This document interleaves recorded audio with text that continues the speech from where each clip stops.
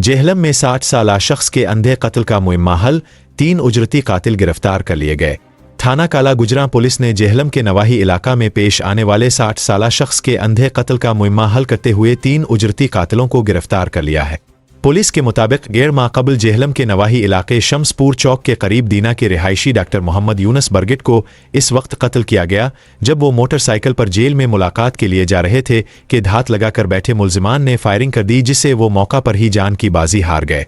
Police का कहना है कि मकतूल को जाती दुश्मनी की बना पर कत्ल करवाया गया और इस मंसूबे के पीछे मकतूल के करीबी रिश्तेदार निकले, जिन्होंने 3 उजरती कातिलों को 6 लाख रुपए देकर डॉक्टर मोहम्मद यूनुस को मौत के घाट उतरवाए।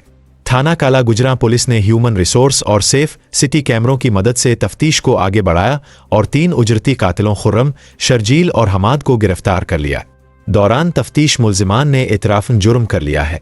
पुलिस के मुताबिक इससे कबल इस मुकदमे में नामजद 2 मुल्जिमान अकरम और इरफान को भी गिरफ्तार करके अदालत में चालान किया जा चुका है। अकरम और इरफान ने ही उजरती कातिलों की खिदमात हासिल की थीं। पुलिस के मुताबिक गिरफ्तार मुल्जिमान के कब्जे से असलहा और सुपारी के तौर पर ली गई रकम भी बरामद कर ली गई है।